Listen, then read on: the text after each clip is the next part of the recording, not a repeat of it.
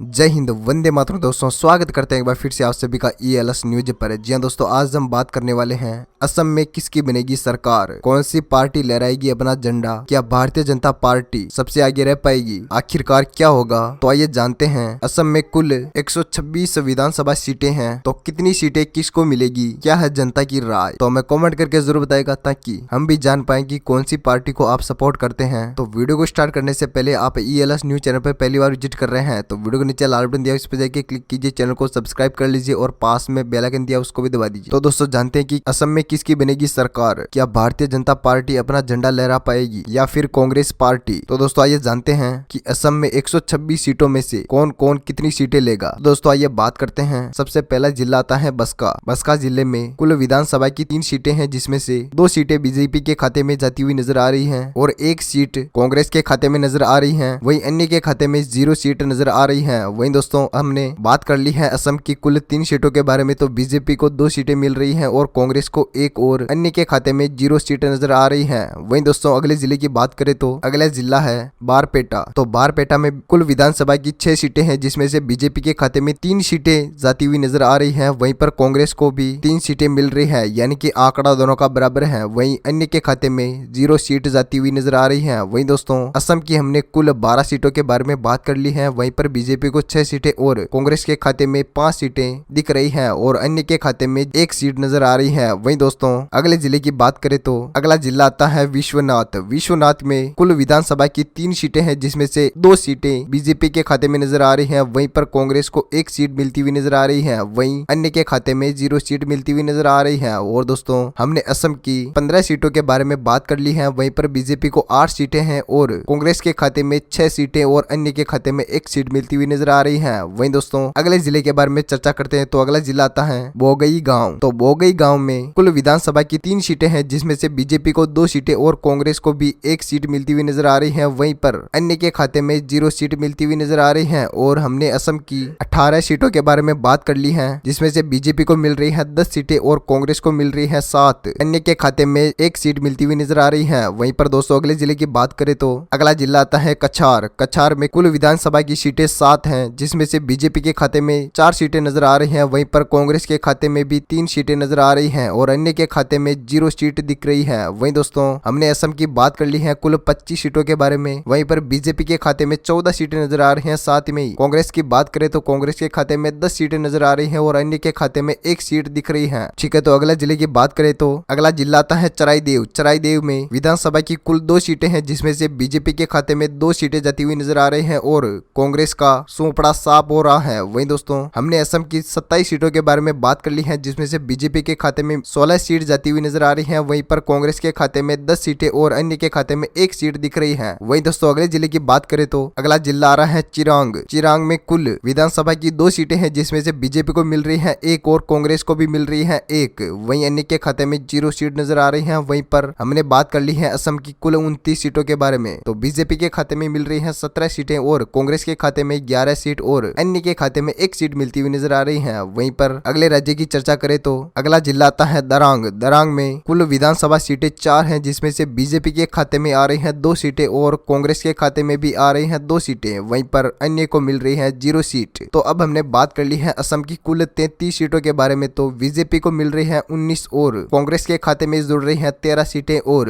अन्य के खाते में 1 सीट मिलती हुई नजर आ रही है। वहीं पर अगले जिले की बात करें तो दोस्तों अगला जिला आता है धेमाजी। धेमाजी में विधानसभा की कुल सीटें 2 हैं, उसमें से बीजेपी को मिल रही है 1 सीट और कांग्रेस को मिल रही है 1 सीट। वहीं अन्य के खाते में 0 सीट मिलती हुई नजर आ रही है। वहीं दोस्तों हमने बात कर ली है कुल असम की 35 सीटों के बारे में, तो उनमें से बीजेपी को मिल रही है 20 सीटें और कांग्रेस के खाते में जा रही है 14 और अन्य के खाते में जुड़ रही है 1 सीट। तो वहीं पर बात करते हैं अगले जिले की, तो अगले जिले में आता है धुबरी जिला। तो धुबरी जिले में कुल विधानसभा सीटें हैं 5, जिसमें से बीजेपी के खाते में जुड़ रही है 3 सीटें और कांग्रेस के खाते में जुड़ रही है 2 और अन्य के खाते में जुड़ रही है 0 सीट। तो अब हमने बात कर ली है असम की 40 सीटों के बारे में, तो बीजेपी को मिल रही है 23 सीटें और कांग्रेस को मिल रही है 16 और अन्य के खाते में जुड़ रही है 1 सीट। तो आइए अगले जिले की बात करें तो अगला जिला है डिब्रूगढ़। डिब्रूगढ़ में कुल विधानसभा सीटें 7 है, जिसमें से बीजेपी को मिल रही है 4 सीटें और कांग्रेस के खाते में जुड़ रही है 3 और अन्य के खाते में 0 सीट मिलती हुई नजर आ रही है। वहीं दोस्तों हमने बात कर ली है असम की 50 विधानसभा सीटों की, तो बीजेपी के खाते में जुड़ रही है 27 सीटें और कांग्रेस के खाते में जुड़ रही है 19 और अन्य के खाते में दिख रही है 1 सीट। तो अगले जिले की चर्चा करें तो दोस्तों अगला जिला आता है दीमा हसाओ जिला। दीमा हसाओ जिले में कुल विधानसभा सीट है 1, जिसमें से बीजेपी के खाते में जुड़ रही है 1 सीट और कांग्रेस के खाते में जुड़ रही है 0 सीट और अन्य के खाते में भी मिल रही है 0 सीटें। तो वहीं पर दोस्तों हमने बात कर ली है असम की कुल 48 विधानसभा सीटों के बारे में। तो बीजेपी के खाते में जुड़ रही है 28 सीटें और कांग्रेस के खाते में जुड़ रही है 19 सीटें और अन्य के खाते में भी जा रही है 1 सीट। तो आइए बात करते हैं अगले जिले की। तो अगले जिले में आता है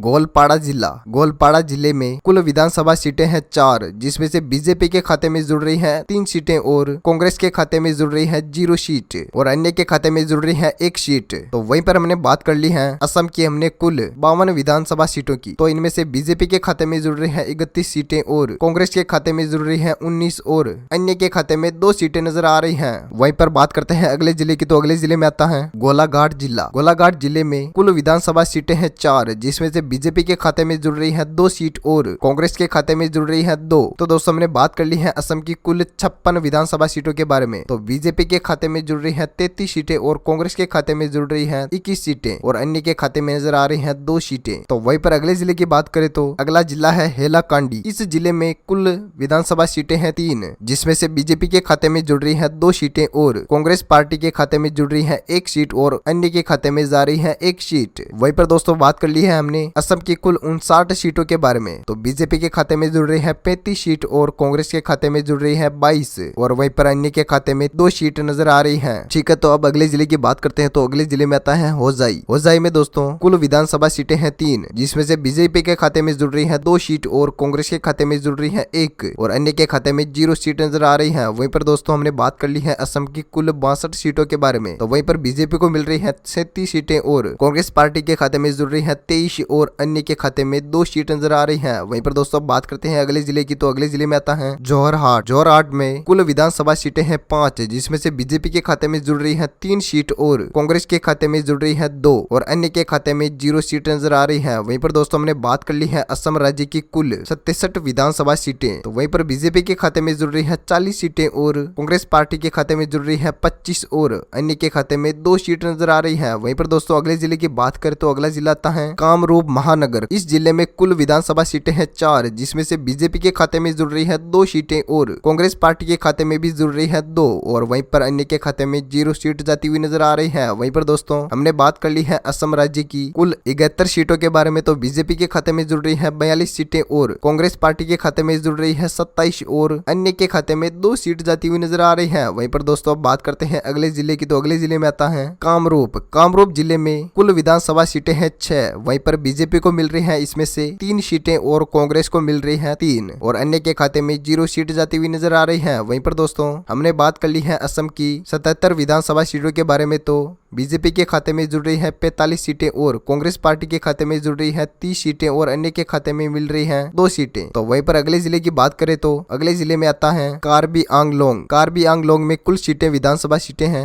3, जिसमें से भारतीय जनता पार्टी के खाते में जुड़ रही है 1 सीट और कांग्रेस पार्टी के खाते में जुड़ रही है 2 और अन्य के खाते में 0 सीट जाती हुई नजर आ रही है। वहीं पर दोस्तों हमने बात कर ली है असम की कुल 80 विधानसभा सीटों के बारे में। तो बीजेपी के खाते में जुड़ रही है 46 सीटें और कांग्रेस पार्टी के खाते में जुड़ रही है 32 और अन्य पार्टी के खाते में जुड़ रही है 2 सीटें। तो वहीं पर बात करते हैं अगले जिले की। तो अगले जिले में आता है कारिमगंज। कारिमगंज में कुल विधानसभा सीटें हैं 5, जिसमें से बीजेपी के खाते में जुड़ रही है 1 सीट और कांग्रेस पार्टी के खाते में जुड़ रही है 4। वहीं पर हमने बात कर ली है असम राज्य की 85 सीटों के बारे में। तो वहीं पर बीजेपी के खाते में जुड़ रही है 47 सीटें और कांग्रेस पार्टी के खाते में जुड़ रही है 36। वहीं पर अन्य के खाते में 2 सीट दिखती नजर आ रही है। वहीं पर बात करते हैं अगले जिले की। तो अगले जिले में आता है कोकराझार। कोकराझार में कुल विधानसभा सीटें हैं 3, जिसमें से भारतीय जनता पार्टी के अकाउंट में जाती है 2 सीट और कांग्रेस पार्टी के खाते में जाती है 1 सीट। और असम राज्य की हमने बात कर ली है 88 सीटों के बारे में। तो भारतीय जनता पार्टी के खाते में जा रही है कुल 49 सीटें और कांग्रेस पार्टी के खाते में जा रही है 37 सीटें और अन्य के खाते में 2 सीट नजर आ रही है। वहीं पर दोस्तों बात करते हैं अगले जिले की। तो अगले जिले की में आता है लखीमपुर। इसमें कुल विधानसभा सीटें हैं 4, जिसमें से बीजेपी के खाते में जुड़ रही है 2 सीट और कांग्रेस पार्टी के खाते में जा रही है 2।